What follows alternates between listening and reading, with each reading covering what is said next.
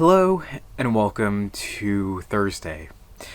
Now, I did something, not the greatest idea I've ever had, but I ended up watching a couple of movies today. Before we get to that, actually this morning I did a couple of things. Had to run to the post office.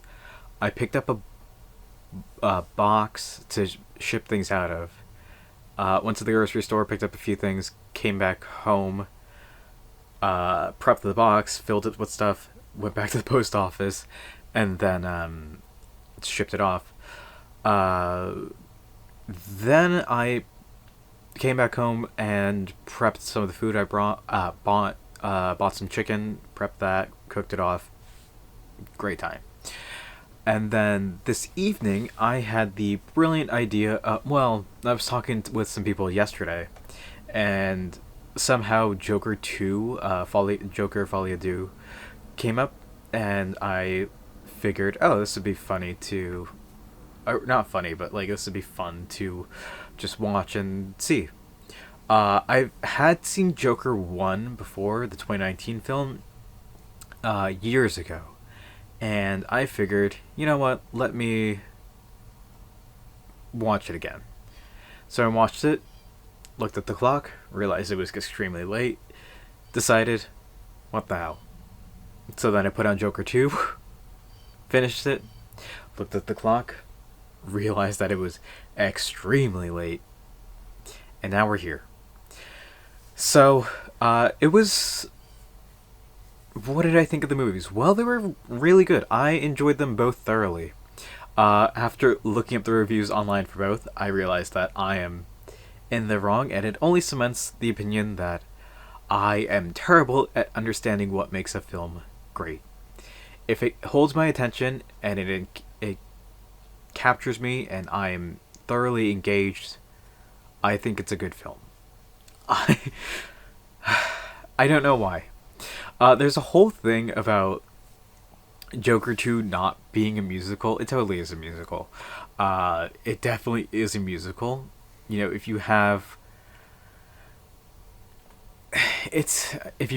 those like music-esque segments during the film, I'm going to call it a musical. With dancing and singing, yeah, it's a musical. Really solid performances by everyone. Both of these films are about the mental health of the character Joker and things surrounding his, I guess, rise to becoming the Joker. No spoilers, but, the first film starts out with him becoming Joker accidentally, right? And then putting on this persona, almost. And the second film picks up pretty much exactly where the first film left off.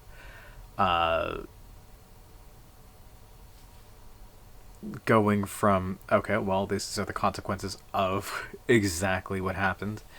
And now you get to see what has happened in the time between the first film and the second. I thought it was really good. I genuinely think like this was like, oh man, this could win an Oscar, and then I realized, oh yeah, this is not great. Apparently, I don't know why people dislike it, and it only further cements that I cannot be trusted with saying, oh, this was a good film or this was a bad film. You can make me watch.